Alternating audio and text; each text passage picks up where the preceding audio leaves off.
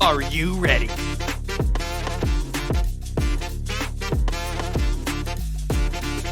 It's time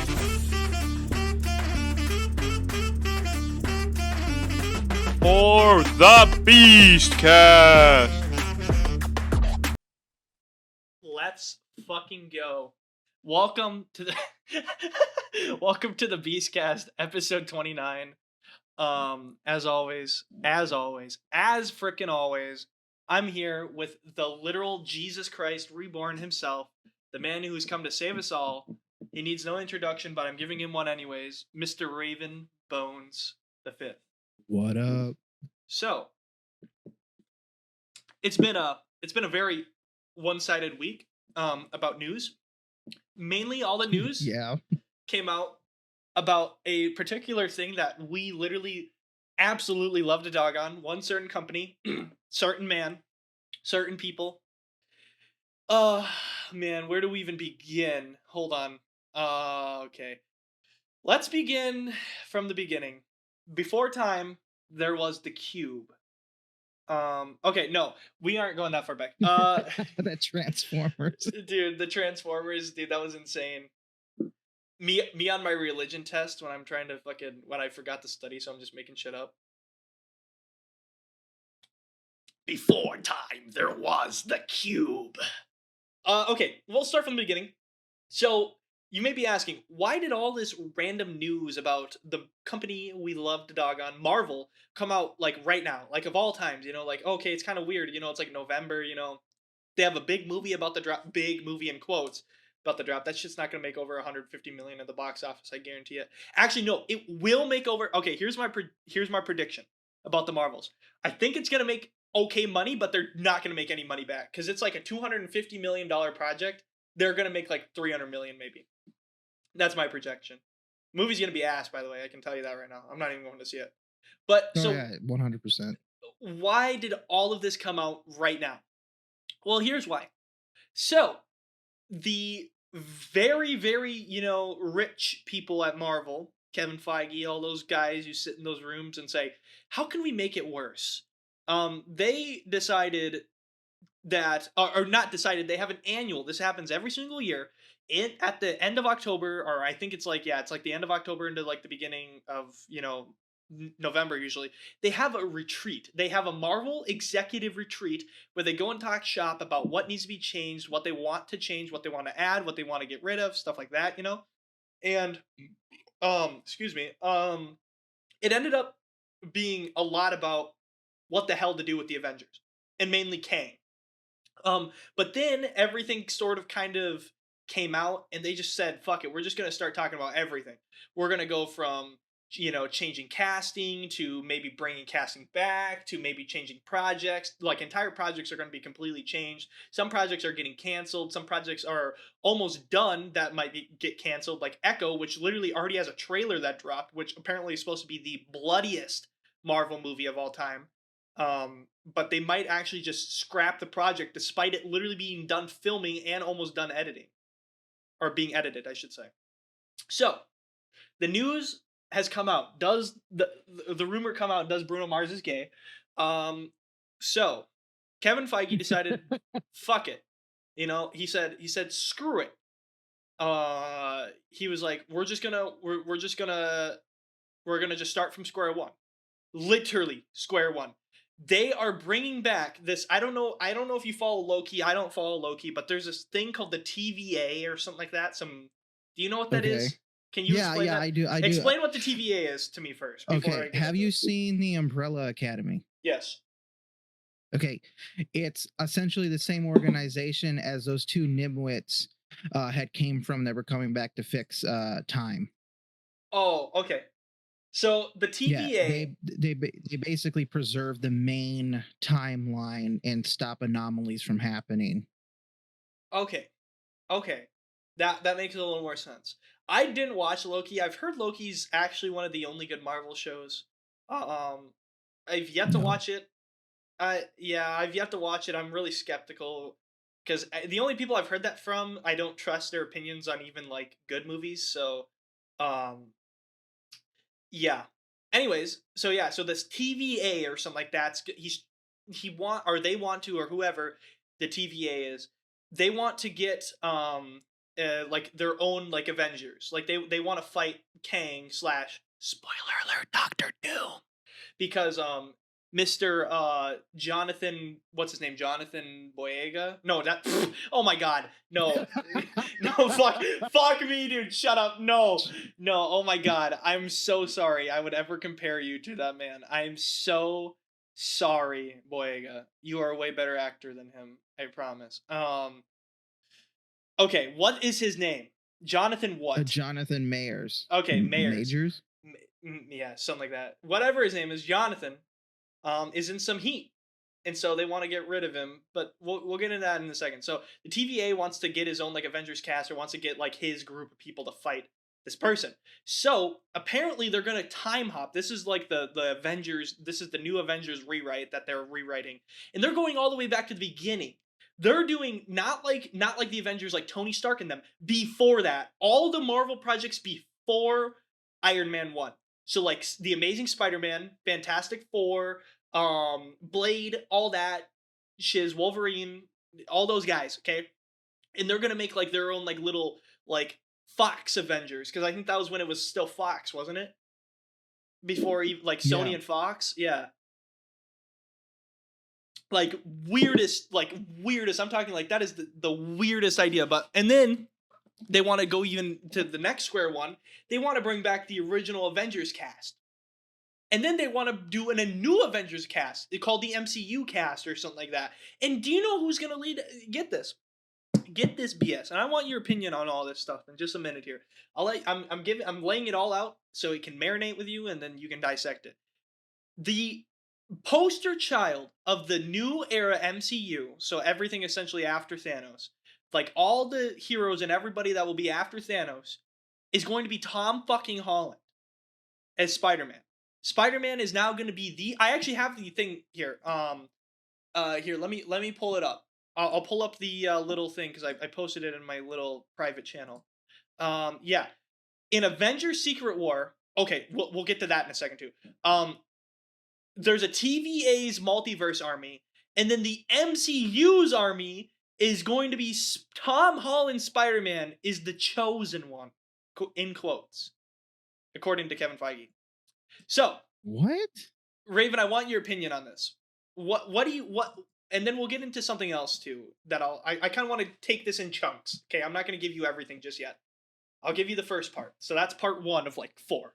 So go ahead. What do you think about this like fully like bringing back like multiple different multiverse armies and bringing back the original cast? I hate it. Yeah.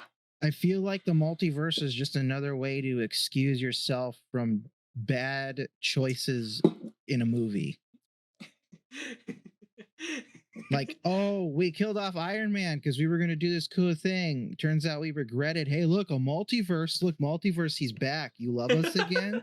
I hate it when they do multiverses in like the dumbest way possible. And the only time I enjoyed it was, funny enough, Doctor Strange 2, because that was like one of the funny parts about it. But aside from that, I hate multiverse crap. It kind of really, really pisses me off. No, and I agree. And so they were, well, okay, so what they said is, well, they were like, we got to look at what's successful. They go, okay, they said, I don't remember if it was Kevin Feige that said this or maybe an executive said this, but he was on an interview and he said, okay, let's look at things from the big picture. Since Avengers, and he goes, we're not even trying to get to like Avengers Endgame levels where it's like $2 billion. We're not trying to hit $2 billion, okay? But since Endgame, what movies have we considered a success? From the Marvel team, what movies does the Marvel team consider a success? Do you know what the 3 movies they said were a success were? Okay, here are the 3 movies. Which ones? After Thanos, Spider-Man No Way Home, Spider-Man Far From Home, Spider-Man No Way Home, and Guardians of the Galaxy 3. Those were their 3 movies that they considered a success. 2 were right after, considering right after Thanos. Okay, both Spider-Man movies, and then one was some essentially spin-off Guardians of the Galaxy 3 that has nothing to do with any of the other characters in the MCU, other than I guess Thor for like a fucking ninth of the movie. So this leads us to what are they considering a success? So essentially, movies that are making over $900 million, Marvel is considering a success. Anything under that, they're considering not successful because they're spending $250, $300 million to make these movies, and you always want to at least make 2.5 times the money you spent to get in revenue to call it a success. Which means that for like Spider-Man and shit like that, those movies that like hit like over $1 billion, but Guardians of the Galaxy barely broke 900 million. So it barely made it. But that's their 3 movies. So they were like, we got to look at this from that perspective. What are we trying to get as a successful movie? So essentially, Guardians of the Galaxy, which they can't really do anything with anymore because that whole cast is broken up and James Gunn won't be there. And without James Gunn, that shit just doesn't work. Guardians of the Galaxy is very boring without James Gunn, I promise you. And then they just are like, okay, well, we can't put Star-Lord as the chosen one of the MCU. We can't do any of those other people because they're gone. Their contracts are done. So then they're like, all right, Tom Holland, Spider-Man. You know, he's the young Jit who's coming after Tony Stark. You know, he's gonna take over Stark Technologies and Empire. It's Spider-Man. You know, which by the way, this also still doesn't work. Because unless they explain how everybody remembers that Peter Parker is Spider-Man again in the universe, it just doesn't work. Because he's in No Way Home, he everybody forgets that he's that Peter Parker Spider-Man. So how is Spider-Man? I got it. So how is Spider-Man? Okay, I want to hear how is it for you? Oh no, I'm thinking I'm not saying this is a good idea. I'm just saying I know their level of writing, so this is probably how it's going to happen. Let's hear it. He convinces Doctor Strange. Doctor Strange pulls a spell out of his ass. Boom! It's all bud.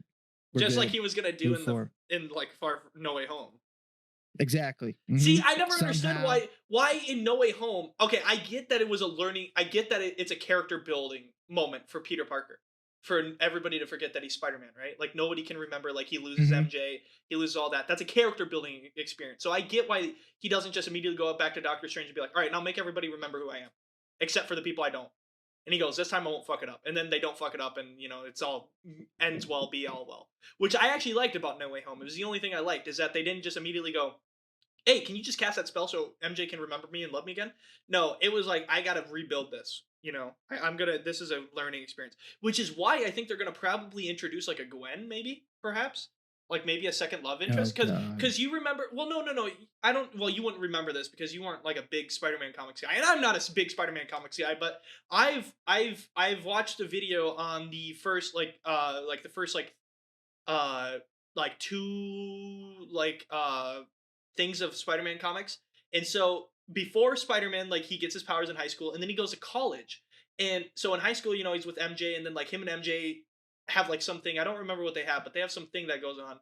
And then he and Gwen, like, get together, sort of, in college, and that's where Gwen Stacy comes from. And she's, like, his second lover. So there could be, like, a Gwen Stacy moment. And then they're probably gonna do a fucking, oh, here's the Spider-Mans! We got, you know, stupid fuck, and then we got Miles Morales, and then we got Peter Parker, the Spider Trio, you know, like, oh my. I want you to imagine for a moment if they brought back Gwen from The Amazing Spider-Man 2 with Andrew Garfield in this multiverse. Do you know what's... Do you know what pisses me off so badly?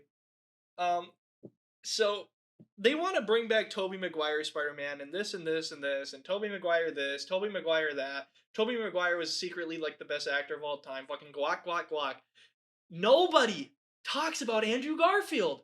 I get why the guy feels left out. Like, he's such a good Spider-Man, yet everybody just fucking is like, oh yeah, he exists. He was a pretty good Spider-Man.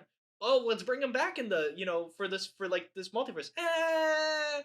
It doesn't really work. What do you mean it doesn't work? How does the rest of it work, but his doesn't work, huh? Yeah, that's what I thought.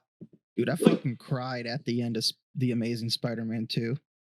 Like, bro, like, new Spider-Man doesn't make me cry. old Spider-Man is kind of, I wouldn't say overrated, but is kind of, the first movie's awesome, the second movie's pretty good, and then the third movie's very mid. The Amazing Spider-Man 1 and 2, movie is mid. the Spider-Man 1 and 2, I'm not saying they're the greatest movies of all time, but they are a very heart-wrenching movies. They toy with your emotions. They do like Spider-Man 2 was the best one ever made. You know what? I honestly would almost agree with you. I think the only one that's better is the original Amazing Spider-Man movie. I love that movie. That's a very good movie.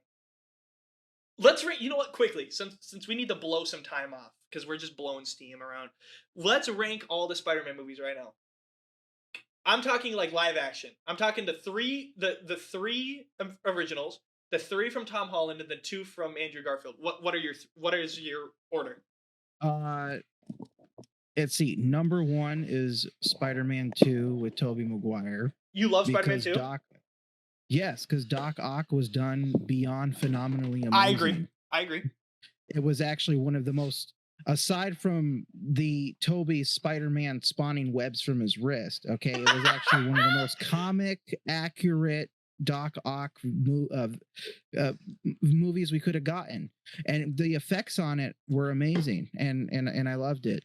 The one after that, funny enough, the Amazing Spider-Man 2, because that one had, with Andrew Garfield, because that one had a lot of heart, and I really loved the Amazing Spider-Man 2 with Andrew Garfield. So Spider-Man 2 with Tobey, then Amazing Spider-Man 2 with Andrew Garfield, then in third place would be the first Amazing Spider-Man movie with Andrew Garfield, then Tobey Maguire's Spider-Man 1, and then Tom Holland's are at the bottom. I don't like his movies. I hated Homecoming, and I hated Far From Home, and I hated I feel bad for Far From Home because Jake Gyllenhaal really did an awesome job as Mysterio. But it wasn't enough because I still had to look at Tom Holland. So that's how I feel about Tom Holland. Everything. Here's the best thing, because we could argue Andrew Garfield over Tobey Maguire all day, but in my opinion, if we just all agree that Tom Holland's are at the bottom of the list no matter what, I don't care what the other order the other one's in. You know what? I semi agree, and here's why. There are people who are diehard, and this is why Tom Holland is popular. There are diehard Tom Holland fans who think he is just absolutely the perfect Spider-Man. And to them, and here's the funny part. I was talking with some of our British friends, and this is the funny part. You're going to let a British motherfucker play a better New Yorker than any actual New Yorker. Are you serious? Like, is this real? Okay. No. Tom Holland, here's the thing. Yes, he plays one role in every single movie. Could he play more roles? Maybe. Nobody lets him.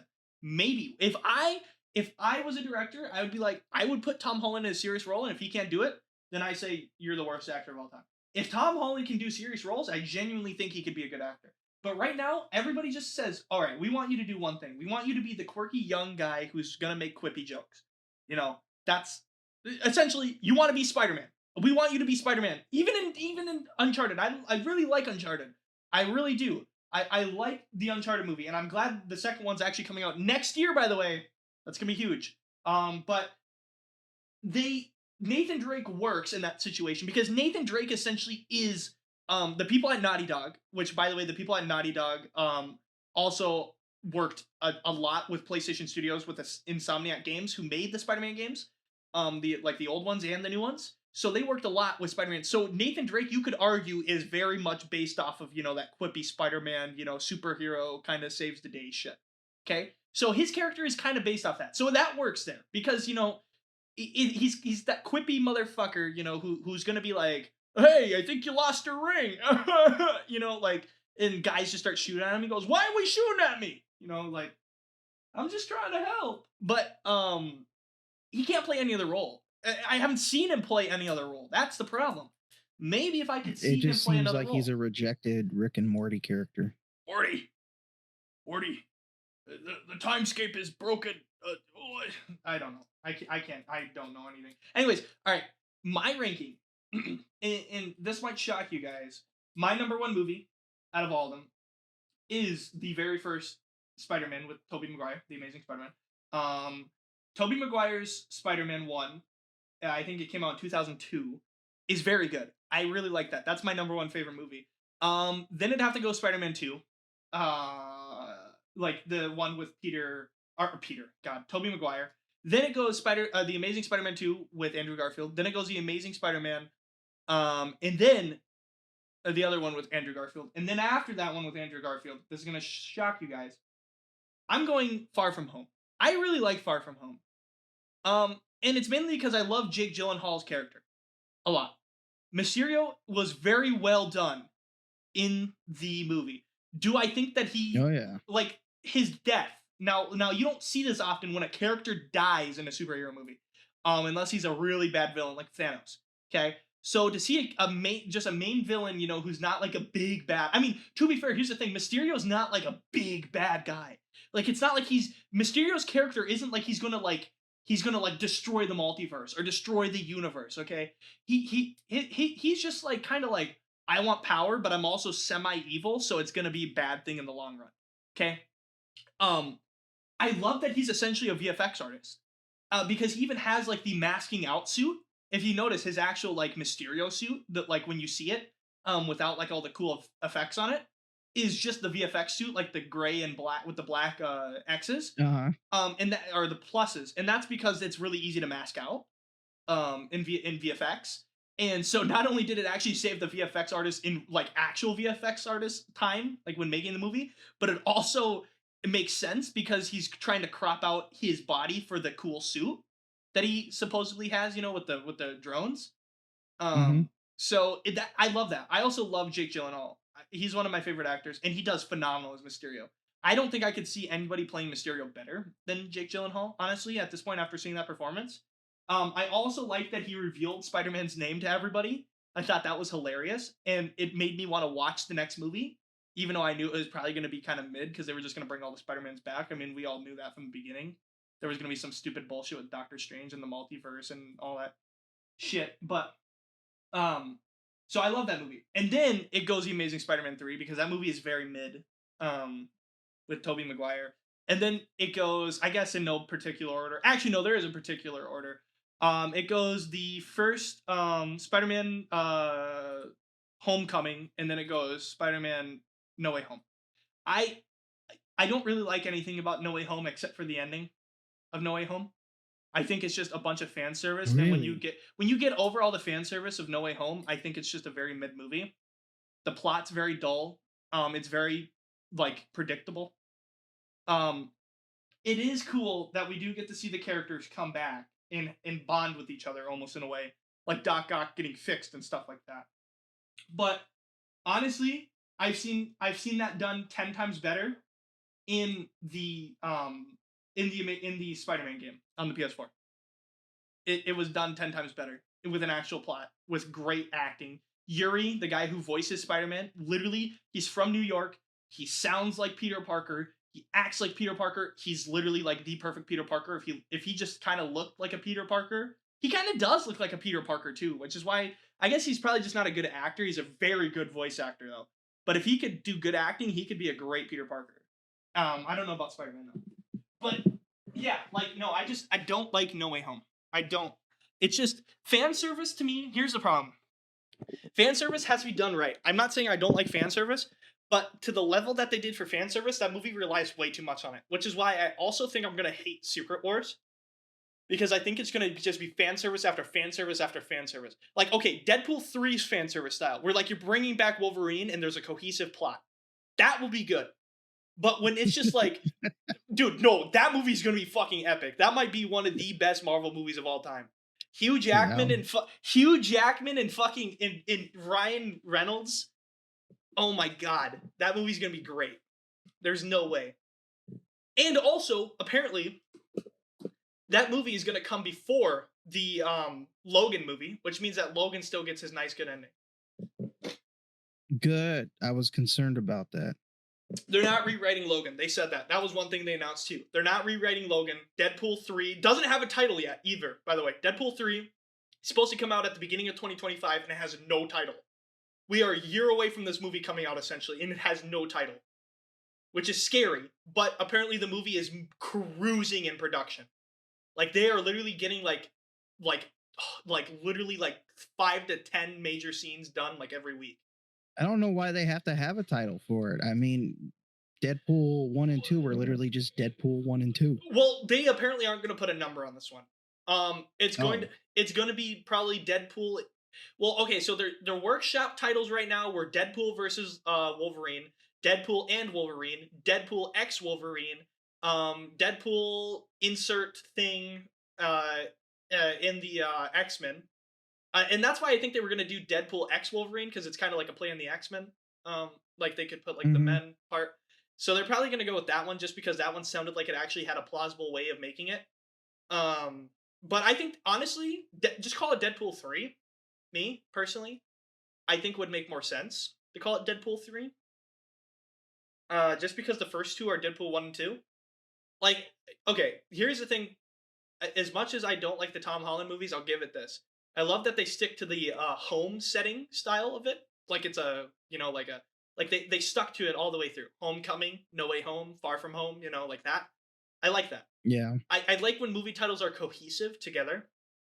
And then, you just have the simple ones like the Star Wars episodes, episode 1, episode 2, episode 3.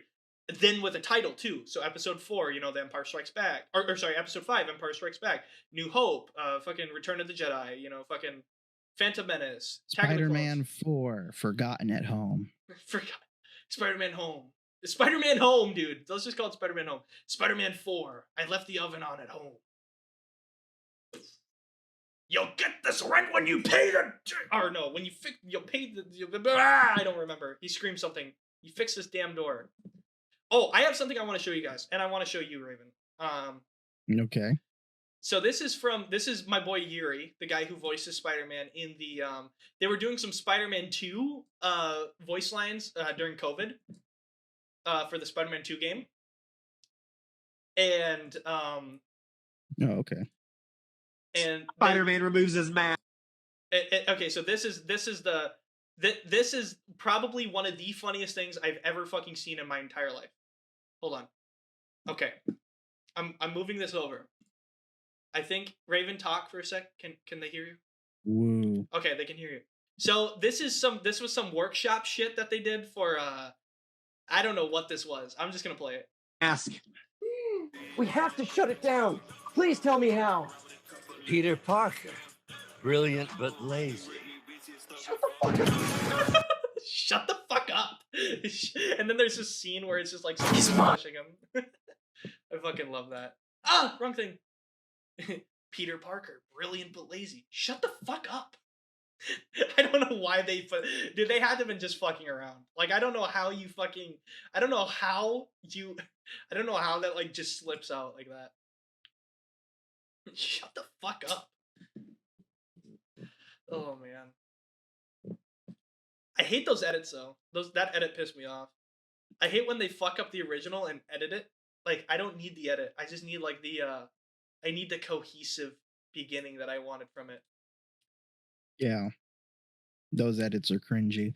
No, like they are. They're so fucking cringy. It pisses me off.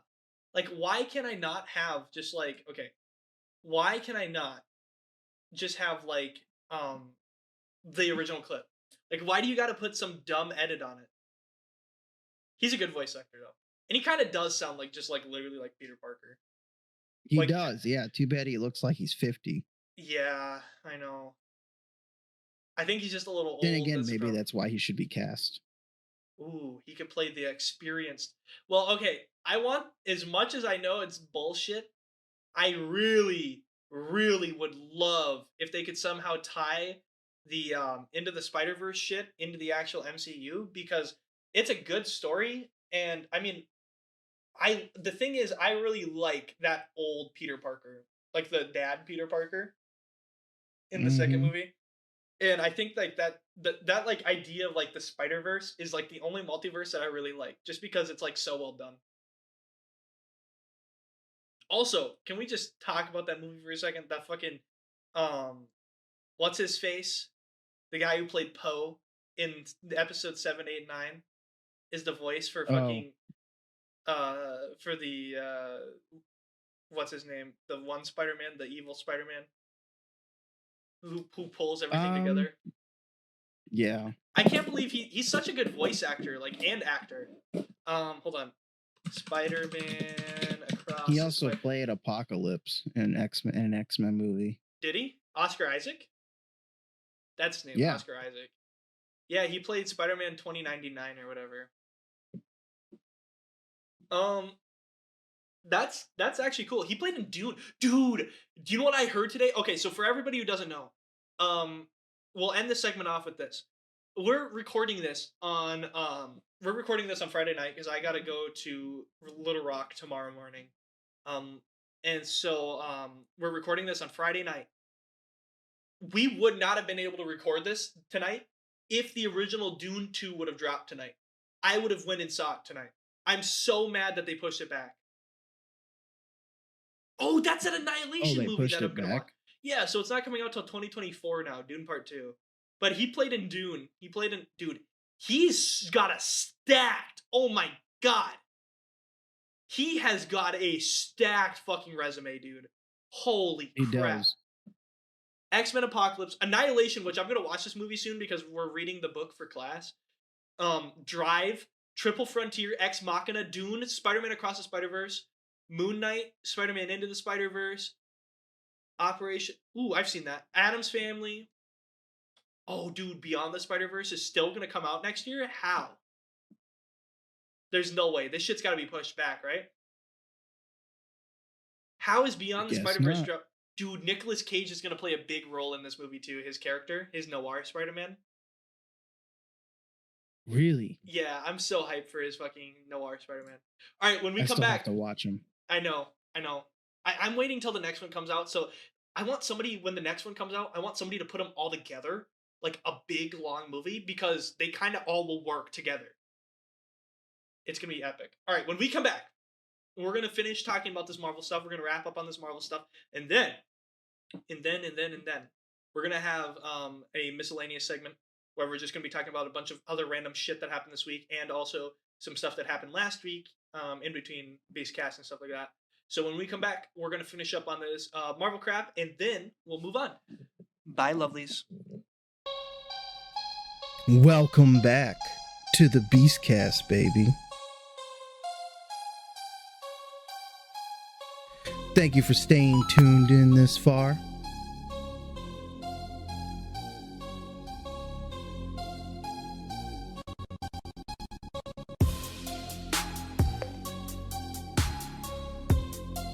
We have the best takes,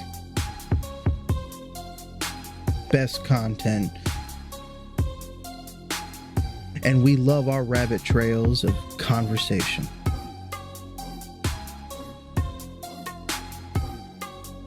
We have our hosts, JJ and Raven Bones, bringing you another segment.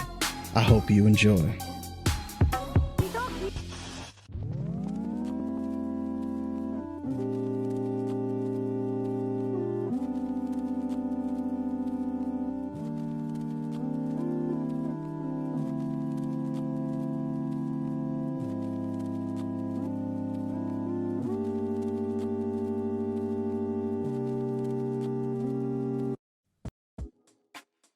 Welcome back to the Beastcast, episode 29. We're continuing to poop all over Marvel and destroy their hopes and dreams.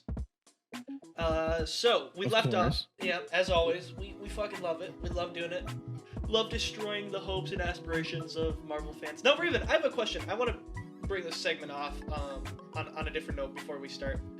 Do you think that we are seeing superhero fatigue, or do you think that it's just bad acting and bad writing, and that we've just had a really big string of bad luck in superhero movies, and that superhero movies, we're not fatigued of them, we're more so just seeing a lot of bad ones? What is your opinion? I feel like it's a mix of both. I feel like it's 25% fatigue and 75% absolutely horrible acting, writing, and production. So you think like there's a decent amount of people who think they're fatigued, they're tired of it, you know, there's been too much of it, but then the rest of it is just like, it's fine, like it's gonna still hold up as long as we can start getting good shit to come out. Yeah. Okay, because That's like how I feel. I kind of on the same way. I was kind of saying it was more 50-50, but I agree. I think 75-25 is probably better. I would say that there's a lot of more than half the population is still they still want Marvel movies and they still want it to be, they want to see their superheroes do cool VFX things in front of green screens. I'm totally fine with that. But I feel like we've just had a really long string of bad luck with bad writing and bad acting. Yeah. And Yeah. it didn't help that like we had no like real big driving forces for this last Marvel segment either. And DC's been all over the board shitting, fucking throwing darts blindfolded and fucking not even hitting the fucking wall. So it's like, I. Also, COVID didn't help either. I'm sure that really fucked everything over. We should have been out of this mess by now if they would have pushed all their projects back to 2021. We would have been out of this mess already. So apparently there. It's Oh, go ahead. it feels like they're missing the idea of what their saving grace could be. And I'm gonna say this full-heartedly. They want to save Marvel, then they need to start pouring money and expanding Shang-Chi. They need to expand Shang-Chi. I also think they need to stop. Just stop. They need to. I think this was a good beginning point. This like retreat, Marvel retreat into the fucking mountains to do a shade or a acacia or whatever. Or acacia, that's a fucking tree. Ashwagandha or whatever that shit that fucking Aaron Rodgers smokes all the time in South America. I think whatever they did worked. I think we need more of it. The problem is we're having so many bad ideas that they're just letting go through when they need to just slow down. I'm totally fine with them expanding this for years to come. If we got one superhero movie and one TV show every year, I'd be fine with it. Because that would give me until I'm 70 to see all these, to see all this amazing stuff go down. But the problem is they're like, but our actors are going to get so old and scared. Okay, well, let's take a look. 30 to 40 to 50% of your I want to say almost half your actors are under the age of 35. Are you telling me that in 5 years, when you want to direct their film, when they're 25, they're going to be 30, they're going to be that dramatically different, despite them literally... Actors are known for literally caring about their bodies almost more than bodybuilders. So why the fuck do you think that they would not be perfectly ready to play a role at 25 that they would play at 30? Their makeup exists, first off. You don't even need to use CGI to make them look young. Makeup exists. Literally, there's makeup. A good makeup artist can make a fucking 55-year-old look like they're 18. I mean, fuck, Tom Cruise has done it for the past, 25 years? Almost. Yeah. Like since the first... Fountain of Youth. Yeah, since, Mission Impossible 1, he's looked like he's 20. I mean, yeah, his age is starting to show a little bit now. He looks like he's 30. Okay, yeah. Same with, Harrison Ford. Harrison Ford does not look as old as he is. Harrison Ford looks like an old guy, but you'd be like, oh, he's still moving around. He's still doing stuff. He's probably in his, early 60s. He's fucking what? Was it he almost 80? 85? Yeah. Oh. Yeah, I think he's 80, 84. He's 81. He's 81. But okay. You'd be like, oh, this guy's in his early 60s. You're watching Indiana Jones. You'd be like, holy fuck. God, this guy's getting up there. He's probably 61, 62. And you're like, fuck, he's 81? Same with that guy. This guy. His name is Ke-Huy Quan or whatever. Ke-Huy Quan or whatever. That guy, the Vietnamese actor. He was in Indiana Jones and he was in Everything Everywhere All at Once and now he's in the new Loki. He's 52, but he literally looks like he's 25 in every role that he plays. I didn't know he was in Indiana Jones and the Temple of Doom. Who did he play in that? He played Short Round. Really? Oh, yeah. That's right, he did. He was the boy! He was the young Jin, dude! Yeah, he was the boy. Are you serious? Are you serious right now? That's why when he won the Oscar for Everything Everywhere All at Once, Harrison Ford gave it to him personally because he was there as a kid when Harrison Ford was getting some minor awards and he was just a kid, and now he grew up and it's here we are. Are you serious? He gave that kid an acting career. Wow, that's insane. Oh, this picture's kind of sus though. I don't like the sitting on the lap with Harrison Ford. That's kind of weird. I don't know if I want to show that. I'll show it to Raven. I don't know about showing that to the people, though. That one's kind of goofy. Look at this picture. I don't know about that. Yeah. I don't know about all that. That's kind of doing a lot. I guess it was the 80s. It was a different time. People would literally, like, touch each other's dicks, and it wasn't considered gay. All right. He was also... Yeah, so he was in... What else was he in? He was in Everything Everywhere All at Once. He was in some other... He was in The Goonies, too. He was the kid in The Goonies. Oh, my God, he was. Oh, that's right, dude. He was the... I'm setting a booby trap. That's him, right? The booby trap kid? Yeah, that's him. Oh, my God. That's insane. Hey, guys. You're going to come home with me now. What?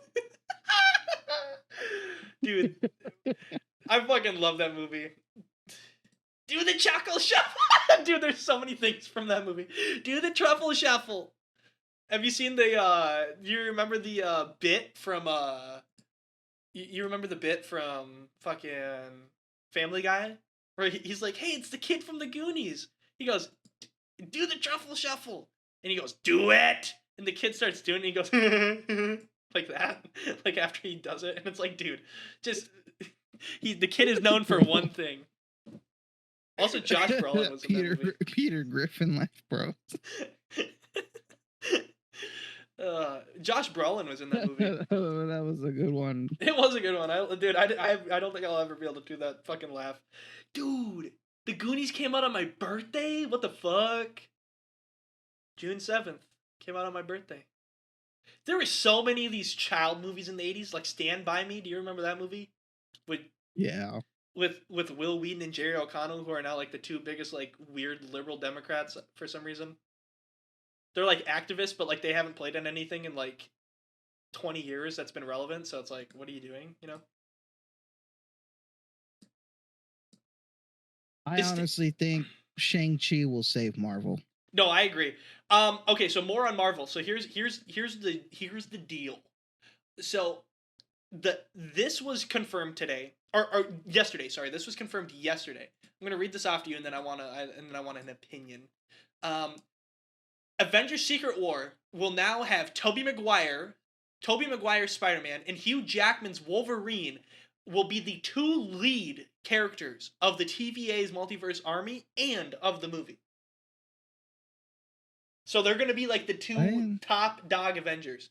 Hugh Jackman's Wolverine and Tobey Maguire's Spider-Man will be the main leads of Secret Wars in the multiversal army or whatever. Now, is this just cash grabbing, or do you think they actually can do something out of this? Hey, it's a little bit of both, but I think people are only going to watch it because they want to see Hugh Jackman again.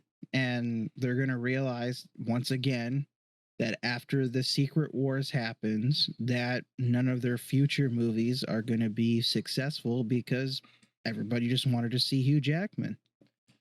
Yeah, I think that's the problem that they're running into. They're trying so hard to get the people that worked really well to come back and do like these small movie or like big roles in these big movies, so that they'll be like box office blockbusters, like blowing up the theaters. And maybe Avengers: Secret War will. I'm not saying it won't, but maybe it will. But the thing is that's really odd to me is I just there's so much time between these movies now, right? Like, okay, so for all of you who don't know, there was supposed to be a Avengers at the beginning of 2025 and an Avengers movie at the end of 2025. So that's like, oh, that's like a year, okay, I can deal with that. It's getting close. But then they push back the one movie to okay. Shit, sorry. Some dumbass just sent me a message. And I forgot to turn that off.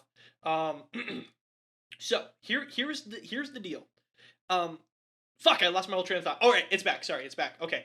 So here's the whole situation. So there was a movie coming out now in 2026, Avengers movie. They pushed that one back. The one that was supposed to come out in the beginning of 2025, the Kang Dynasty. is coming out at the beginning of 2026. Okay. But then the next one's coming out at the end of 2028. My brother in Christ, that is 5 years from now. November 6th, 2028. That is 5 years from now. 5 I'm not whole going to care years. about it. Exactly. There's no way nothing's going to change in 5 years.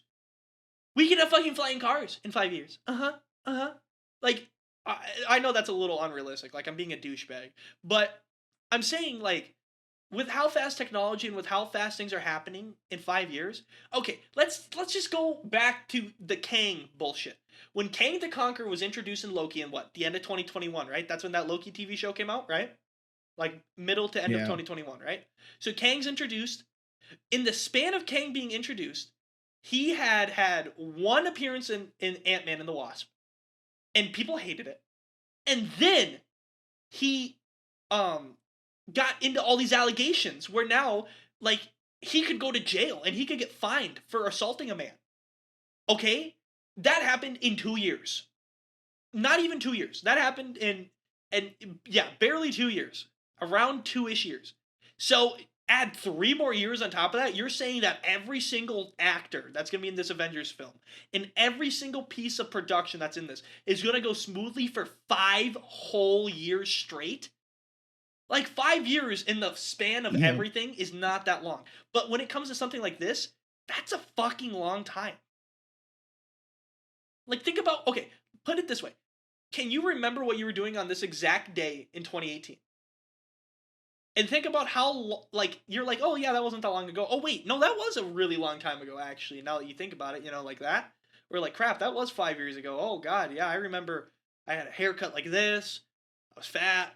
You know, I had, you know, I was playing Fortnite or something. You know, I don't know. I can't remember what I did in 2018. At that time, I would have been playing COD.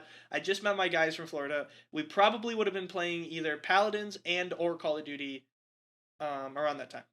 Black Ops 4.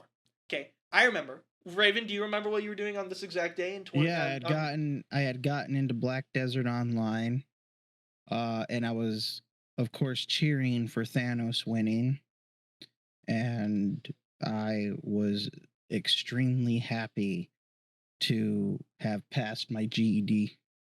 Oh, the old GED. Yes, sir. Yeah. So but think about that. Like, when you think back at it, you have to think back at it. It's not like, oh yeah, last year, you know, I remember last year when we started the podcast in October, you know, yeah, it's been a year. That's a decent amount of time, but it's like, I can think about it like instantly. Like, you got to really like kind of push back into your memory, you know? So like, think about it. You're going to be concocting all these ideas. I mean, if it all goes through, it could be the greatest movie of all time. It would be like Avatar, where that shit concocted for like 9 years, you know? Like 10 years, okay. Where he let that marinate for like 10 years. But I feel like they didn't start filming that movie until like what? Like it hadn't been too long before the movie came out, right? They filmed it like 2 years probably. Probably like 2019. Yeah, like 2019 they started filming it. So it wasn't like he was like been filming for 5 years or 10 years like they're going to be. Yeah, I had some people say that he was. It took him 10 years to make this film. No, it didn't, dumbass. It took him 10 years to write the film, or 8 years to write the film, 2 years to direct the film, and fucking, you know. Apparently, those 8 years weren't even to write it. It was to write the next 5 movies that are going to come out back to back. The whole to write the whole universe. Bro, he's probably got some fucking, dude, knowing... Bro, oh my god, he's probably got like some. You want to talk about writing universes? Yeah, let's hear. All right, I'm gonna push this home. Okay, Marvel, listen to me. Okay, listen. I don't care. Shut the fuck up. Listen, Shang-Chi. Okay, there are a lot of Chinese myths you could be using that weren't even talked about in the comics. It's your time to make up your own material that wasn't used in comics and bring it to Marvel. Okay. Journey to the West. Okay, you could have the next Avenger level threat literally be Wukong. Okay, that dude is Goku levels of powerful. He could move the sun. That there, with the power of Shang-Chi and his sister and how she turns out mixed in with the Avengers and your crap, you could get everybody excited again if you just focus on expanding the world you showed us in Shang-Chi and used some Journey to the West elements. You could literally bring it back. You wouldn't have people arguing over comic book accuracy or dumb crap. Just focus on the one movie where everybody was like, yeah, it wasn't super amazing, but it was still amazingly like, I'm happy Marvel made it. This is great. Focus on that movie. Don't focus on all your nostalgia bait that people are only watching for one time because it had their favorite Spider-Man from a few whiles ago in it. Do some new original stuff in it that people can enjoy, and it leads up to a new, unique type of threat that we haven't faced before. Well said. Literally could not agree more. It doesn't even have to be Shang-Chi based. Literally make any fucking thing up. I would love for it to be Shang-Chi based with the fucking Chinese myths and shit like that. That'd be awesome. That'd be so awesome. But here's the deal. That's very niche, and I understand they want to make a broad, big universe of things. So what? You can still make your own material. If they fucking hate on you, say fuck them. George Lucas it. I'm making my own story, motherfucker. You either watch it or you don't. And yeah, I'm not going to spend $250 million making this. We're only going to spend $100 million. That way, if it tanks, we don't tank the whole company with it. That's the thing. Marvel's got to understand. Every movie cannot be $400 million. Because if every movie's $400 million, you're expecting to make $1 billion to make a successful movie. That's not how it works. That's not how movie making works. Okay? Let's just look at some of the biggest directors who make their own films. And think about this for a second. Let's talk about like Quentin Tarantino. Or, let's talk about like Stanley Kubrick back in the day, okay? Now, okay, inflation, whatever. If you do the math for inflation, Stanley Kubrick's movies were probably like $80 million, $90 million projects, okay? Like A Clockwork Orange was probably like $70 million, $60 million project, okay? But that movie probably made 4 to 5 times in profit. Because, you want to know why? Because enough people went to see it to make $300 million. You can get people to go watch a movie enough to make $300 million. It is rare that you can get enough people to go watch a movie to make $1 billion. Then it's even more rare. Each 100 million after $1 billion is even more rare. And then you get to levels like Titanic. You get to levels like Avatar, Avengers Endgame, where why were those movies so massive? Because they were literally the ultimate movie of what people wanted to see at that time. The Titanic was a game-changing movie in how cinema was directed and how storytelling was changed, okay? And also, it was about a real-life event that wasn't really talked about that much, but everybody knew about. Everybody learned about the sinking of the Titanic in high school or in elementary school or whatever, and then actually see a movie with a cohesive story being told about it, awesome, cool sinking. Like, it was a movie for everybody. It was a romance movie. It was a comedy movie. It had tits. It had sinking ships. It had everything. Good writing, everything, okay? Endgame was the buildup of years of cohesive storytelling that was actually done right, which Marvel did, which they should kind of look back on and be like, okay, how did we make that happen? And then you have movies like Avatar, which were just genre defining, where literally like nobody had ever seen a whole CGI world done that perfectly with a good story. Okay? Those movies make $2 billion. Movies that don't make $2 billion, your average, the Marvels, okay? If I put $400 million into the Marvels, you think I'm going to make $400 million back? Maybe, but I ain't making $800 million back. I ain't making $1 billion back. I ain't making $1.5 billion back. You want to know why I'm not making that much money back? Because people like Brie Larson, I don't even know the other two people's names that are the lead actors. Like, that's a good sign to make $1 billion. When you have one person, two people, Samuel L. Jackson, that I can name from the movie. One I can name because she's notoriously known for having bad acting. Yes, she's been shit on a lot. Yes, maybe she doesn't deserve it. Maybe she does. Okay, but that's why I know her name. I know Samuel L. Jackson because he's notorious. Okay, who else do we got on the project? Can I right now, have they marketed that movie to make $1 billion with names other than Brie Larson and Samuel L. Jackson that will make $1 billion worth of movie tickets be sold? Can you tell, Raven, can you tell me one actor other than those two people in that movie? No. Exactly. How do you expect a $400 million project? Are the actors getting overpaid? Probably not. Because considering that most of those actors probably, I mean, other than like Brie Larson, Samuel L. Jackson, like the main big leads that are going to be like big cohesive parts, and maybe the other two girls, they're probably getting paid a decent amount of money. But then the rest of them, good luck. Yeah, you're going to be making $800,000, maybe $1 million. That's a lot of money. But for a movie that's supposed to be a $400 million budget, where is that $400 million going? Oh, 100 million of it's going to the VFX artists. Okay, that makes sense. Where's the other 300 million?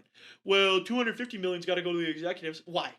Why does $250 million got to go to the executives? Why are they paying themselves for that movie? This is a big thing that the whole strike was on, is why are movies costing $400 million to make when only $200 million of that $400 million movie is actually being spent on the movie? You know? But we got to pay so many people, and we got to pay the people for the land grants and all that stuff. Hold on. Supposedly marketing.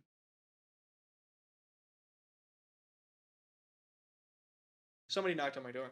Anyways, yeah, no, supposedly marketing. All right, are you telling me that you spent $500 million worth, or not $500 million, you spent 30% of your budget on marketing? Okay, I could believe that if it was an $80 million project. 30% of $80 million is enough to be worth marketing. It's expensive to market on TV regularly when you're marketing on almost all of TV. I could see that. But there's no way in hell you're spending 40% of $400 million on marketing. There's no way. What are you astral projecting it onto the fucking Superdome thing in Las Vegas? See the Marvels. Look at Brie Larson's face. Yeah, that cost $200 million right there, bud. Good spend of money. Jesus Christ. These people shouldn't be spending that type of money if that's the case. My God. Well, technically, apparently, to get a poster in the Apple of New York, that Center Square, it's about $1 million. Okay, that's totally fine. Run it for a month before that. How much is that? That's 31 days. That's $31 million. Okay, then plus the $5 million it costs to run it everywhere else. That's $36 million. But are you telling me that? Okay, that's what I mean. Like, that's like 36 million. Let's round it up to 40 million, maybe even 45 million of a $90 million project. Like The Creator, yeah, but The Creator didn't market in Apple's Times Square or whatever for a month. No, that was on TV, or that was on where it was cheap on like Google and places. Google is notoriously known for getting out cheap ad space and then selling the data to the people who put the ads out. Yes, we're aware of that. That's a smart way of doing it. Marvel does that. Marvel does those ad spaces too. They do cheap advertising. They also do some expensive advertising. But it's not all expensive advertising that's going to cost $100 million worth of advertising. I don't know a single project that's ever had $100 million worth of advertising. I couldn't even name you one. Even Avatar didn't, like the new Avatar, the Way of the Water, didn't have $100 million worth of marketing. Like nobody actually was like, nobody brought the fucking blue people to life and had them walk around promoting the movie for a year. Like we didn't have to use any cloning technology. Like, I don't know. I think for me, movies are like very much wasted money in a lot of aspects because you have these executives that sit at Marvel, or not even at Marvel. It's more so probably Disney. I doubt there's too many executives at Marvel that are getting money because Disney's going to be like, here's my money. And they'll take 45-50% of the project's money. Yeah. That's probably what's happening. Those execs that sitting at Disney fucking buying another Lambo for their daughter so she can go roll it into a fucking lake or something and then have it get dried out and buy her a new one, like that type of shit. That's the type of stuff that money's getting spent on. Like that's the type of stuff that 50% of that $400 million is getting spent on. But then you have people like Stanley Kubrick back in the day when they had like a $25 million project. Like, okay, I want to say his most expensive project was probably Eyes Wide Shut, and that was because that was his very last movie right before he died, 1999.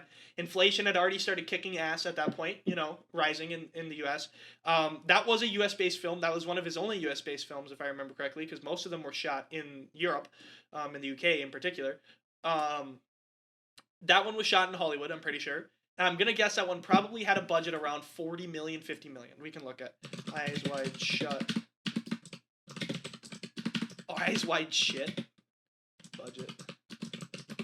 65 million. All right. I was way off. But yeah, project at that point, that was 99. So September 1999. I guess it was a UK movie, but it also had Tom Cruise in it. So that's like, But yeah, like A Clockwork Orange only had $2.2 million for a budget. The Shining, $15 million. And that was considered a huge project. And that movie probably made 40, 50, 60 billion dollars, maybe even $100 billion in the box office.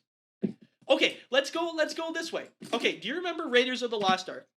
The budget for, do you remember the profit that it made? It made like $180 million or whatever, right? Yeah. Last arc budget. So that movie made like $180 million in the box office, and it had a $20 million budget. Do the math on that. Do the math on that. 20, 40, 60, 80, 100, 120, 140, 160, 180. Okay? It made, I shit you not, it made 9 times the budget. That's what we call profit. That's what we call Steven Spielberg making bank. Yes, him and George Lucas and Harrison Ford fucking sitting drinking red wine off that. Kicking Nazis' asses. That's the type of shit that's getting thrown down. Okay? Marvel movies ain't making 9 times the profit. Now, maybe if they were at $80 million and the movie made $900 million, yes, sir. Here's the thing, we've seen with the creator that you can make a very well shot CGI movie that has, I mean, okay, mid story, it was a very mediocre story, but had very good visual effects, which is what Marvel claims cost the most amount of money. A 2-hour and 4-minute film had more beautiful VFX shots than I've ever seen in a Marvel movie in my entire life. Ever. Okay? In actual cohesive, effects. For only an $80 million, $90 million budget. Okay? Marvel, honestly, I'm not even saying make it $90 million. Make it $110 million. Make it $120 million. Like, what was Iron Man's budget? It had to have been about $100 million. Like, Iron Man was so successful because it didn't have a $900 million budget and expecting to make $2 billion. That's not how you make movies / or profit. It had 140 million. Okay. Yeah, that's pretty good for that. I would say, but you got to remember that was like them dumping all their cards into like the pile. That was like in the poker we call all in. Because at that point, Marvel had what? Marvel had the Spider-Man movies, which is what they were writing the success off of, but they really had nothing else. Like a Hulk movie came out before that. Still has the best effects. Literally. That's what throwing all of your chips onto the table does. Okay? That's what going all in poker is. When you throw $140 million and your company's worth $130 million into a movie. Okay? And then, yeah, it worked out. That gamble was huge. They fucking made all the money back. And then made 30 times that amount of money over the next course of 10, almost 15 years. 15 years now. It's been 15 years since Iron Man. Wow. Jesus Christ. Feel old yet, Raven? I'm starting to. 15 years since Iron Man, dude. How old was Robert Downey Jr. I want you to do something, okay? Okay.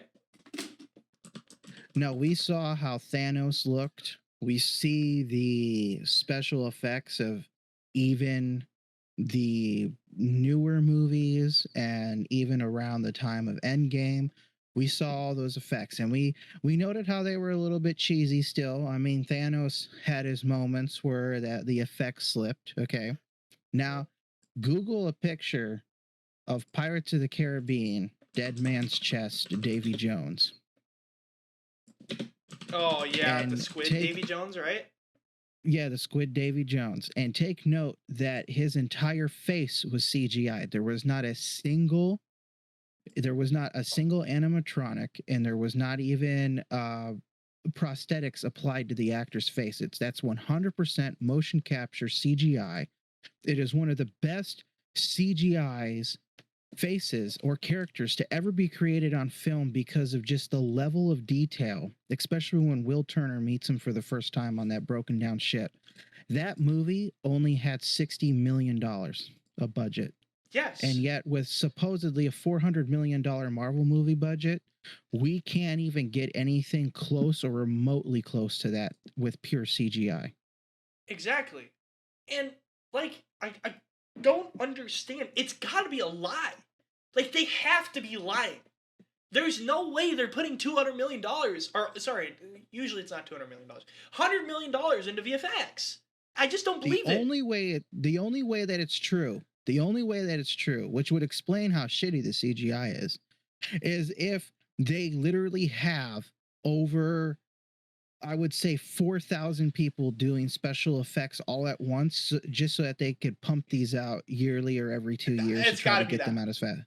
It has to And be that the 400 million is literally the wages for all of those people that they're making work on this all at once in a rush. Exactly. I think they're trying to push. That's what I said. Let's slow down. You could make these movies $110 million if you only dropped 1 or 2 of them a year. You're dropping 3-ish movies a year plus 2 TV shows. Drop 1 movie a year and 1 TV show a year. Yeah, it's gonna suck. Oh no, I don't get to see the next Marvel movie for 12 months. Oh, boo-hoo. Oh my god. Okay, but when you start seeing cinematic masterpieces come out each year, where you can literally rewatch the movie. Here's the thing. I could watch 4 movies. I could have 4 movies, Marvel movies drop in the same year. Okay? Or let's just go in a year time span. We had what? Okay, we had Ant-Man and the Wasp. We had okay, let's run backwards. Let's run backwards. Guardians of the Galaxy, Ant-Man and the Wasp, Black Panther. Blue Beetle. No. We're not doing DC yet. I don't know if I'll do DC. Okay. Let's just do this quick so we can end the segment off. We didn't even get to the Blade section yet. We're gonna have to fucking make this a whole fucking episode on just Marvel. Okay, let's do this. So we had Ant-Man and the Wasp, or Guardians of the Galaxy, sorry, Ant-Man and the Wasp, Black Panther, and then the movie that came out right before Black Panther was ding ding ding ding, Doctor Strange and the Multiverse of Madness. Okay, those 4 movies, that was in a year time span. Okay, that was in less than a year time span actually. July 2022 to April 2023, okay? So in about 10 months, okay? 10 month span. I could watch all 4 of those in 10 months, okay? And I'd never want to watch them again. But hey, I got a movie every, 3 months. Okay, sounds good. But if I got one cohesive Marvel movie in 2024, I would rewatch it until 2025. 100%. I'd go back and be like, that was a good fucking movie. Like worth rewatching, like Joker or Batman, where I want to watch it again. I want to see it again. I want to try and find things in the movie this time.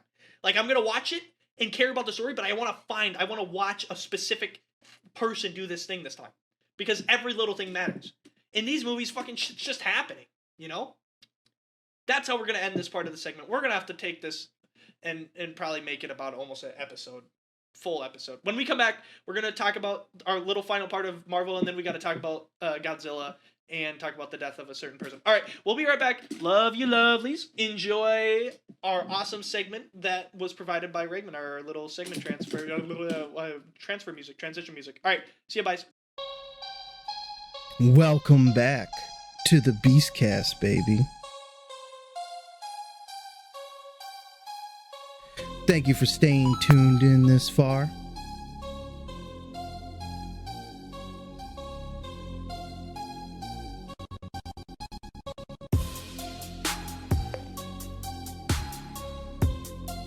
We have the best takes, best content, and we love our rabbit trails of conversation.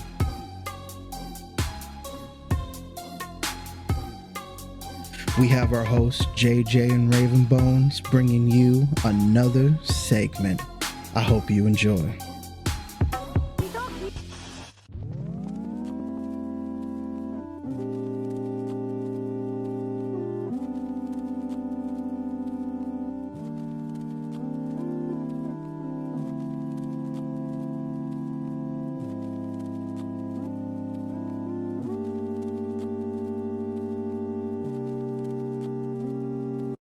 Pearls effects is actually Curse of the Black Pearls effects is actually on par with current Marvel Day movies, and it was made in 2003 with a $10 million budget.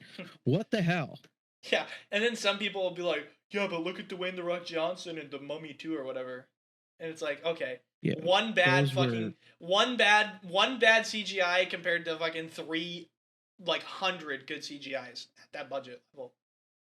Welcome back to the Beastcast. We're talking about this is our final segment. We're going to finish up on Marvel, and then we got a few other little things that we're going to talk about before we end the episode. So, Raven, I wanted to bring this in first before we can move on. The thing that I always love to bring up, and this is because of you, It's your, when you want to talk about good CGI from the early 2000s, this is like your thing. This is like the one you always would bring up on the podcast about good CGI when we used to shit on Marvel, is the, you want to guess actually? You know which one it was? No, tell me. Okay. The Transformers, the mini robot from Transformers. Yeah. How perfect that was for CGI. It was beautiful. And that was done in what, 2007? Yeah, 2007. Yeah, 2007. And that budget, I mean, yeah, that was a blockbuster, but it also didn't have $250, $300 million.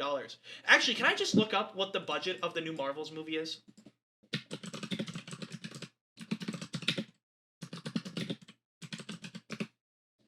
$270 million. Not counting marketing. Oh my god.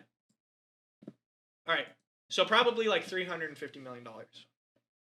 Jesus Christ, that's insane. Like $300 million for a film that's not even going to make $300 million, maybe. Like, tell me that's not the craziest thing ever. It blows my mind. Dude.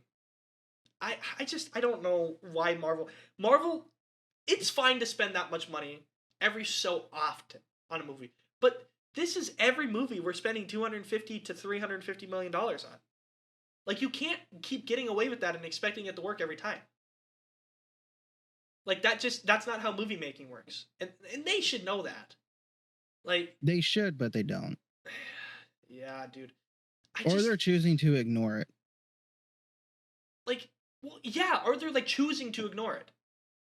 I mean, if they're choosing to ignore it, why?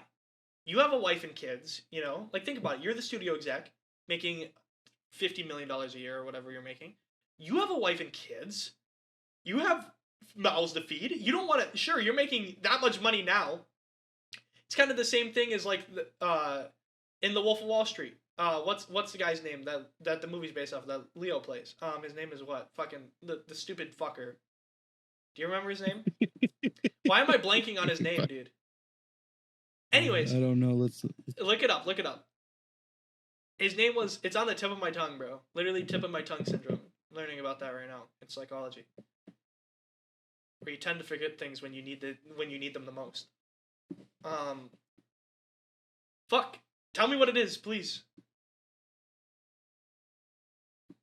It is page loading. Wow, thanks. Let's go, internet. Hold up. Jordan Belfort. Jordan Belfort. There you go. So somebody that's kind of the situation. Like that I'm making $20 million every, year. Well, he was making more than that at one point. But let's just say like I'm making $20 million a year. Okay, that's cool. I love that. But then you got to think about it long term. Okay, I'm making $20 million a year for the next 5 years. But then my company's broke. My company's dead. I have nothing. So in that 5 years, I made $100 million. Yeah, I have $100 million. But I've also been living a lifestyle that's almost like $5 million every 3 months, So I'm ending up spending like 70% of that money. So now, all of a sudden, I can't live my lifestyle that I'm used to living. I can't pay my house off. I can't pay my car off. And next thing you know, I'm broke. You want your company to succeed. You don't want to. That's the thing that people forget. If cash grabs like make money quick schemes, like if only I could just make $100 million right now, I could live good for the rest of my life. Sure, you totally could. But do you know what happens? It's the temptation, It's the greed. The moment you have $100 million sitting in your bank account, you're not going to sit and live the same lifestyle that you are. I would say maybe 2% of people in the entire world would live the exact same life they live now with that amount of money in their bank account. And people who say, there are two types of people in this world. There are people who would spend that money, and there's liars. Because those people who say, nah, man, I'd sit at home and play video games and fucking jerk off and fucking do all this shit, No. Next thing you know, I'm gonna buy this $1 million boat. Oh, I got $99 million left. I'm gonna buy this $7 million house. Oh, shit. 3 years later, fuck, I only have $1 million left, and now I gotta make $1 million payment on my car. Fuck, that's the type of shit that happens when you have that much money. You want an income stream. That's why when they tell you in economics, you don't want to be Bill Gates, okay? You don't want to make $50 million a month or $50 million a year. Okay? You want to make like the comfortable living is like if you want to live luxury and not let it get to you, like $50,000 a month. $50,000 a month is like what they tell you to make if you want to live luxury. If you want to live like extravagant, because it's not enough money to make your mind go insane that, oh, I have this much money, I'll be okay if I spend this, but it's also enough that you will make those impulse purchases but still have that flow of income continuing, so it's not like too bad. That's what they tell you to make, like Patrick Bateman style money. I'm not making $50 million a year, but I am making $50,000 a month. That's the type of shit. And then you have a Jordan Belfort situation where now he's not piss poor broke anymore because he made a book about it, but like he made like $150 million, and $100 million of it was seized by the government, and next thing you know, he's got no money left. That's what happens in that situation. These fucking studio execs, they're going to be sitting there making $20 million a fucking month, and next thing you know, they're making $0 a month, and their $10 million car that they paid has a payment coming up. And then they have to keep spending that money. You want that income stream. So for them to say, I don't care, is kind of bullshit. That's almost disgraceful, because you also have people that are real. There are people, I know this is the cringiest thing and probably the saddest thing I'll ever say, but there are people who rely on Marvel movies to laugh and smile and what bring hope to their life. I would argue there's a decent amount of people like that. Just like the same people exist for anime, the same people exist for video games. If the new fucking Spider-Man 2 doesn't come out, I'm gonna kill myself. Yeah, and some people are actually serious. Like that's what their life is looking forward to. I have people close to me that have lives like that, where they're like, if I'm literally living at this point where if I'm only relying on this one thing to come out, I'm gonna play it and enjoy it, and then I gotta find the next thing because or else my life has no meaning. Yeah, those people need help, but also, those people need help, but also they're relying on that, and that's their way of relying and staying alive. So there are some people that rely on these movies. So to say you don't care is pretty fucked up. I kind of laugh at their impatience for Marvel films, because I'm still over here waiting for GTA 6. Dude, literally, GTA fans, GTA sure is like one of the most updated games next to Minecraft. Even though Minecraft only gets one update a year. Okay, I get that. But it's considered one of the most updated games of all time. Yes, but also the game is the same content over and over, even with the new updates. Those GTA fans are like Skyrim fans. I fucking salute you. You guys know how patience works. Rockstar fans know how patience work. Oh, yes! Let's go! I just beat the new campaign for GTA 6. 15 years until GTA 7, baby! And they're like hyped. They're hyped. They're like, I can't wait for the next game. And it's like, they're going to be 45 when the next game comes out. And they're like 20.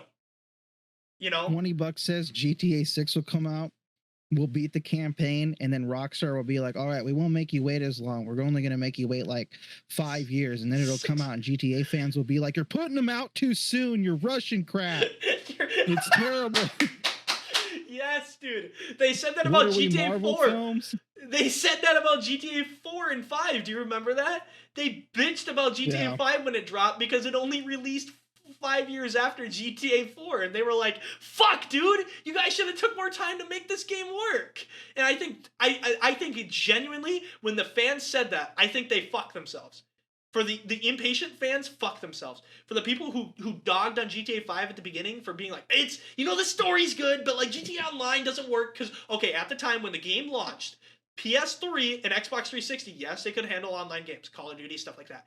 When you were talking about GTA, those things sounded like a fucking piss missile going off. That shit sounded like, hide your kids, hide your wife, my shit's about to explode type of shit. Okay? That's what was going down on those consoles. Those things, GTA Online was buggy, crashed, constantly killed your system. Even on PC, the game was dog shit because it wouldn't work. The PC port was garbage until like 7 years ago. So like, you're sitting there and you're like, fuck, man, what do I do, Because I love this game. So the fans, they bitched. They were like, dude, GTA 4 was so good. And yes, it had a good online. And then you guys have this shit and it's all buggy and it's all broken. And then the Rockstar said, fuck it. We're going to wait 10 years to make our game. Now we're going to wait 13 years to make our game. 14 years. Fuck you guys. They're still probably spitting on those people's faces. Because they're like, you want to talk about us rushing our fucking perfect game when we had a vision? All right, fuck you guys. We're going to just update GTA 5 for the next 14 years until the next game comes out. That's exactly what they did. Also, the fact that microtransactions started blowing up too, I think is what caused GTA 5 to live as long as it did. If that game didn't have shark cards, GTA 6 would have been out, looking on my calendar, probably like November fucking 9th of 2018. It probably would have dropped. I mean, that's true.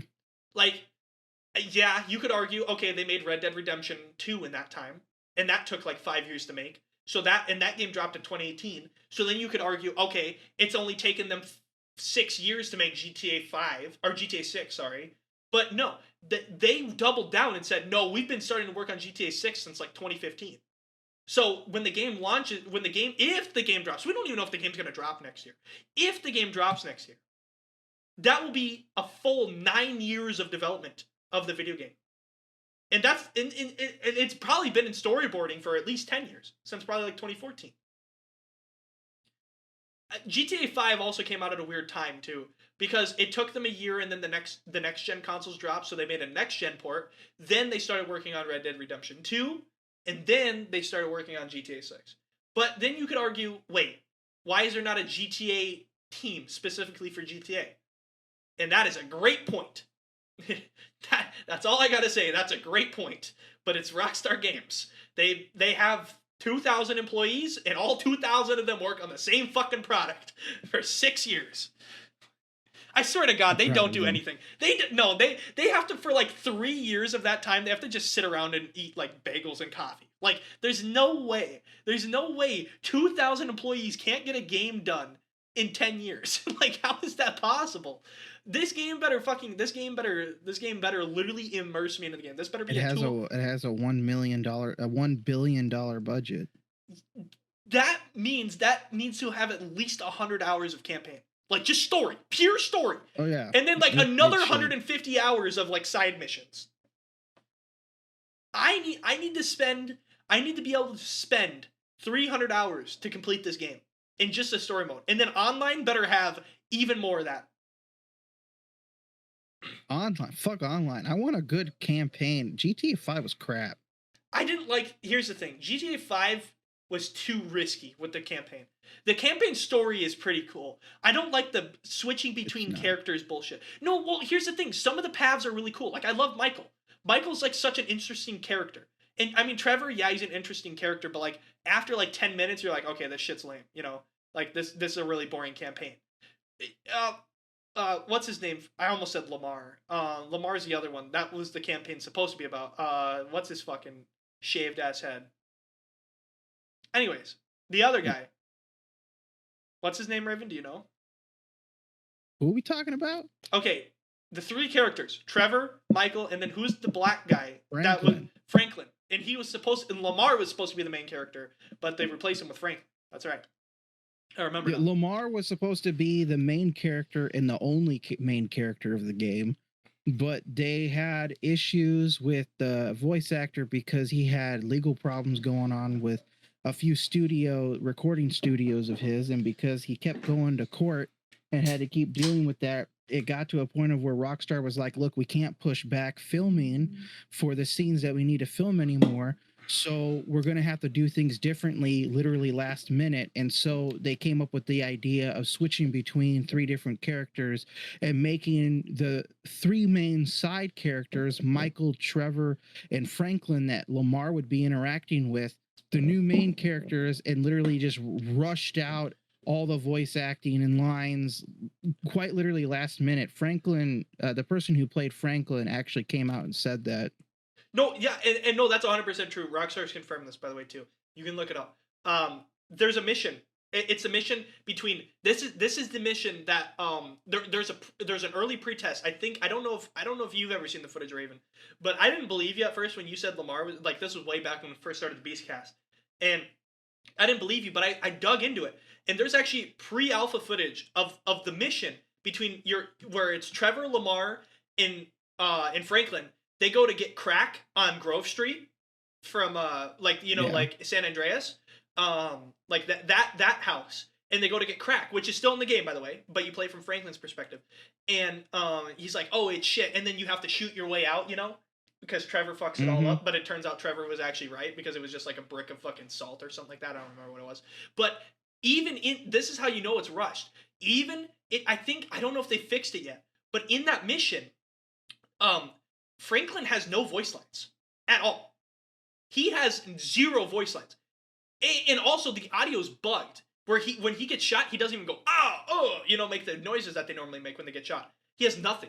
That was just pieced together quickly at the end. I'm sure they probably fixed it now, but there was like a bunch of things about that where like the other characters like Trevor and Lamar, they'd get shot and they'd be like, I'm getting fucking shot, they'd be like, oh shit, like that, and they'd be like, we gotta get out of here, come on, and they'll fucking Franklin just dead, like just nothing, just static, just nothing. There's no audio from him. I'm sure they've probably fixed it by now. But no, I love Michael's character though, because it's like a character you wouldn't expect to ever play in GTA, and that's when GTA is the best. When it's like a character that like you're like, okay, what the fuck, but then you're like, okay, yeah, sure. That's why I think the girl is going to be a good character. I think it's going to work in GTA 6 because it's like you're always like, okay, girls wouldn't do vulgar weird shit, but girls do vulgar weird shit all the time in real life.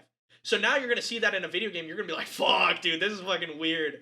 And they are okay. GTA 6, they already confirmed that it's going to be the switching shit again, but it's only between 2 characters, and it's not like how it was in GTA 5 where you're switching during the mission. You know how like you'd be like, you gotta switch to him so you can shoot him out of the helicopter, and you're like, dude, please stop. I don't like this. I want to play one character and fucking play through it. They're not doing that. It's gonna be like 2 different storylines that connect together, but you don't play them at the same time like you do like in GTA 5. It's gonna be like it's semi like a Bonnie and Clyde style where they're both like gangsters that are kind of in love, like they're together, I think is what it was. Yeah. Yeah, and then that kid got fucking like life in prison for showing the footage of GTA. Fucking FBI tracked him down faster than they could fucking track down fucking any actual real terrorist, And you want to know the funniest story about that? While he was arrested, they had to arraign him, and they had to actually transfer him from one place to the next. And they needed to apparently, I don't understand how legal system works because it's crap, but they had to take him from one state to the next for like a federal court thing, and they did what sometimes we would normally do apparently, and that is they would bring him to like a hotel room before the trial, before instead of putting him in jail. And while he was in that hotel room, even under watch, he used an Amazon Fire Stick and the hotel's smart TV to hack into the game servers again and release more footage. He used an Amazon Fire TV stick. But I just imagine him under like surveillance, like, oh fuck, I gotta get this out quick. And they're like, he like looks out the door and they're like walking their rounds and he's like, okay. And he gets the fucking Amazon Fire Stick on the TV. He's like fucking hacking into it and shit. And they're like, hey, what are you doing? And you're like, nothing. And it's like you're in like some fucking Russian like concentration camp, like you're not supposed to be there. GTA means more. This is so weird. It's funny because the U.S. was probably like, shit, this game makes so much money for the United States economy. Fuck, dude. Fucking the whole United States economy's inflation is being driven down by GTA. Imagine. Well, think about it, though. Rockstar is a massive company. They employ over 3,000 people, plus all the other people that work for them. So they probably have like 5,000 people employed. If they lose that, plus then they also, GTA 6 doesn't make money. The U.S. economy, it's not going to tank. It's not going to tank because of one fucking thing, one fucking video game. But you are going to lose a shit ton of revenue. It's like, it's the same thing with like car manufacturers. It's like, yeah, we want the car manufacturers to still like have main factories in the United States, like plants at least, because without them, the U.S. would go fucking broke. Like if we let everything go away, we don't have anything. So then it's like, fuck, now we got to raise the taxpayers' dollars, $30,000 more a year. Anyways, that's how I feel about that whole situation. So, Blade. This is the topic I didn't think was going to be our final topic, but it's honestly going to be our final topic unless we can stop fucking being retarded. Blade, get this. Here, I'm going to read to you the what was, so in their little Ashwanga retreat or whatever that they had, they decided to cancel Blade and restart from ground zero. Same with Daredevil. Daredevil was going to be horrible. Apparently Daredevil was going to be crap. It wasn't even going to be, Daredevil was only going to be on screen. Like, his character was only going to be on screen. Not even, like, him in the suit. Like, his whole character. Daredevil's whole character, like, we're talking the lawyer and everything, was only going to be on screen for 25% of the show. So they canceled the show. The Blade movie is still in production. The show's coming back, by the way. They said they're gonna push it down, and then they're gonna bring it back up very soon. It's gonna come out sooner than people would think, is what they claim. Okay, sure. Blade movie. So before, I don't know if you guys know who Mahershala Ali, the guy. He played in Green Book. Green Book's an awesome film. I love that movie. He's Blade. He plays the bad guy in Alita Battle Angel. And he is Blade. He's the new Blade after Wesley Snipes. And Wesley Snipes said, "Get the fuck out of here. I'm not doing it. A, I'm too old. B, I don't care. C, it's Marvel. I don't like Marvel, actually." So that was Wesley Snipes. Like, okay, sure. But they went to the next guy. So here, I'm going to read to you exactly what came out. This is what Kevin Feige said was the original plan that they decided to shoot down because they thought it was too stupid. And honestly, I'm glad they decided that this was too stupid. Marvel's Blade was reportedly going to be a female-led film before getting lower budget revision. A new report on Marvel's Blade reboot claims it was going to be a female-led project, and it is now getting a much smaller budget to work on, plus will be reworked entirely.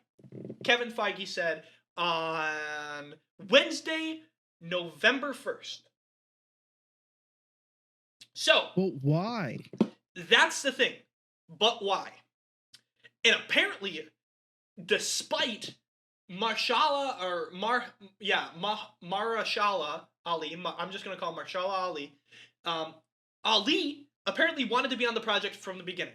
But they kept saying, they didn't say no, but they kept beating around him to try and find actors to replace him, to the point where he quote-unquote said he was going to leave the project because he felt that his role was not important. And this is the main guy who's supposed to play in the film. And so then they said, okay, now it's actually going to be around him. We're going to stop fucking around. But, like, why? Why did it take this long for it to be, like, why did it take this long to get a reality check about it?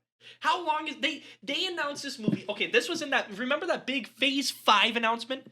Phase 5 announcement. This was in Phase 5 Marvel announcement. So this was back in what? It was in 2022, like early 2022. They announced that Phase 5, which was going to have Quantumania, Guardians of the Galaxy, Loki, Blade, all that stuff. This was on, and then a little bit of 6. You remember that? Yeah. Early 2022. It took them, and the project has probably been in production since late 2021. So it took them 2 years to finally figure out, oh, maybe this isn't the smartest idea for something that was going to tank. Like, your lead role isn't even hardly in the film. It's the same thing with Daredevil. Your lead role isn't even hardly in the show. Like, what is that about? There's this guy, he comes around, his name's Daredevil. We're not going to see him for 40% of the movie, but I don't understand. I don't understand why Marvel thinks they need to make everything so yassified. It's the only word I can use. I'm sorry for using that word. I hate that fucking phrase. Yeah. But I don't know how else to say it. Everything doesn't need to be yassified. We don't need... go ahead. It said, I'm reading a thing here from Variety that says that the Blade script changes the story at one point and morphs it into a narrative led by women and filled with life lessons, with Ollie's Blade being regulated to the 4th lead. Yes, like, what? He's the main guy!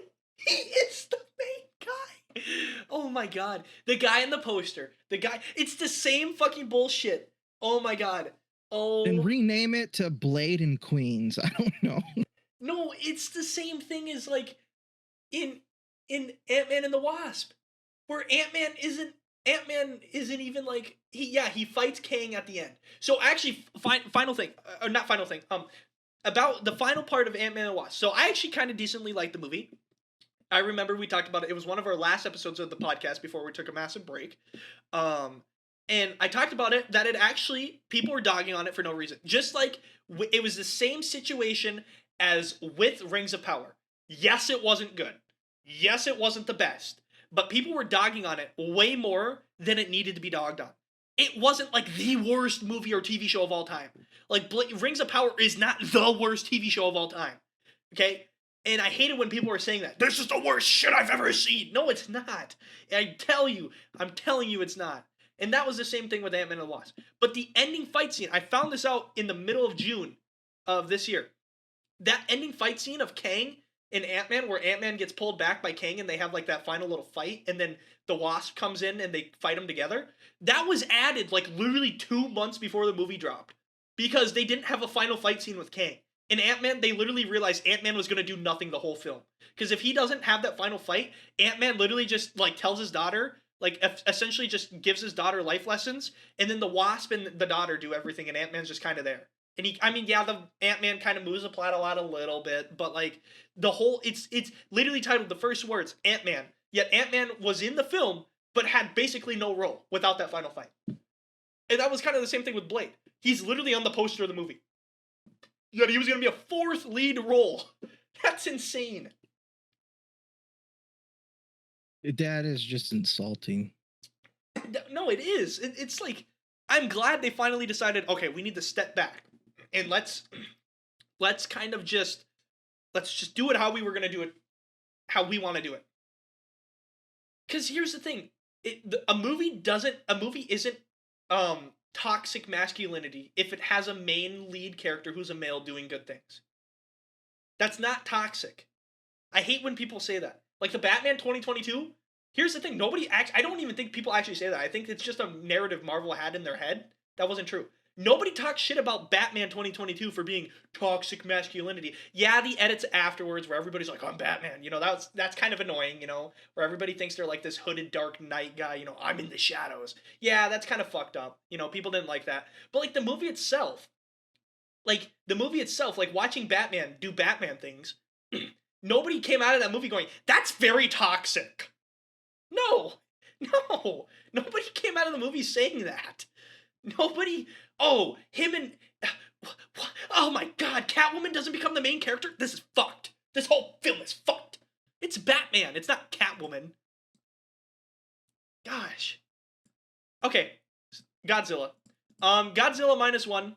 This is the first time ever IMAX is taking priority of a Japanese film over a Hollywood film or a United States-based film for the first time ever for IMAX theaters. Godzilla -1 will be in IMAX theaters for the entire month since after its release in November 29th, 2023. All IMAX theaters will only have the movie until December 31st of 2023. Raven's thoughts. What do you think? Good thing or bad thing? First off, have you even seen the Godzilla -1 trailer? Yeah, I've seen the trailers. I've been keeping up on it. I'm happy about it because I actually think the movie will be amazing. I mean, Godzilla looks insane. Also, this is another one of those things where look, the budget's $15 million, and look at how Godzilla looks. He looks great. For $15 million? Oh my god, dude. Great. For $15 million. And this is what happens when you do a little bit of practical effects mixed with CG. You want to know something funny about this? What? $15 million, and he looks about on par or better in that trailer than the Apple TV show coming out. Which the Apple TV show of Godzilla? Yeah, Legacy of Monsters, where it has Godzilla in it. That Godzilla looks like it. I've never even heard of this thing. Wait, what? Legacy of Monsters? Wait, I am not. Is this Monarch? It's about like the monarch the people monarch or whatever, right? Yeah, Godzilla's in the film. It's a series. It has multiple episodes. Oh, this looks horrible. It has Godzilla. I mean, I'm interested in it because I just watched a trailer before we started the podcast. When does this drop? I don't think it's going to be horrible. It's just when I'm looking at -1 and I'm looking at this, like -1 looks a little bit better. It's got Kurt Russell in it. Yeah, the show looks great in terms of the story. I'm actually interested in it because I want to watch it. It has his actual son in it too. Yeah, playing a younger version of him. That's fucking sick, dude. Oh, wow. Yeah, so like but we're talking about like budgets and how it looks. And the Godzilla in Legacy of Monsters, which has a higher budget for its TV show of multiple episodes, does not look as good as -1. No, absolutely not. And this is, well, you got to remember. Okay, this is semi-racist, semi-not racist.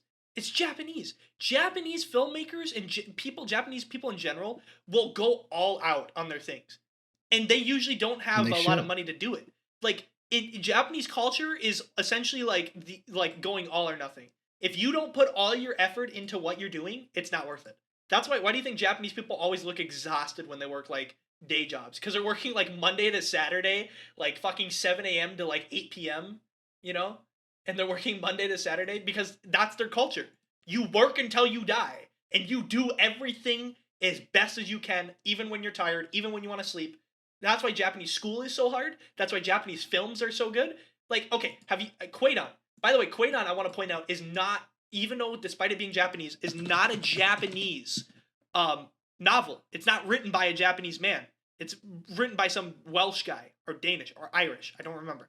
But the movie Kwaidan that came out in 1964 is by a Japanese director and was a fully Japanese film. And this movie, this is an all or nothing like movie. Like Kwaidan is one of the best movies you'll ever watch, and it's from 1964. It's literally fantastic. It looks beautiful for it being like there's no behind the scenes of it because that like didn't really exist even in the 60s in American films. But like watching everything, like it's just so like well done. Sorry, I'm really burpy today. But yeah, I'm really excited. This is the first time ever that a Japanese film, or I guess actually, no, yeah, Japanese film, because IMAX has had a few where there's been some European filmmakers that have gotten their films. There was a French horror film that was in IMAX for a month, because IMAX theaters, they do it like in long periods of time usually. Very rarely. The only time they ever make exceptions to like doing multiple movies or whatever is when there's two movies coming out that are so massive you can't like not have one for like a week and then the other one for a week, like Oppenheimer and Barbie. Barbie was in IMAX for a certain amount of time. Also, I want to point out, this is a theory, and I'll end with this, since this was an entire thing about Marvel essentially. Marvel 100%, and this is my conspiracy theory, Marvel 100% either paid off or forced the Dune project to be released later than it was. Because IMAX theaters, which are massive theaters in the United States and in the world, that people only will go to IMAX theaters, a lot of people will only go to IMAX theaters to see it in IMAX, okay? Was going to choose Dune 2 for the entire month of November from its release than the Marvels. And now that Dune 2 isn't in its spot anymore, guess what movies come into IMAX? The Marvels. So my conspiracy theory is Disney paid off the Dune crew, I think it's Warner Brothers, for like push it off to like February or March or whenever it's coming out of 2024. That also doesn't hinder with any of our other Marvel releases either. That's kind of sad if that's what I was thinking, because like the film was done. It's been done edited. It had its time slots with IMAX. It had everything. And all of a sudden they go, "Oh, we're deciding to push it back a few months." And it's like, why? I was still, and now I understand it. Honestly, I think this is probably what happened. I think it's a conspiracy that we need to look into. Disney's now controlling the whole release schedule of movies.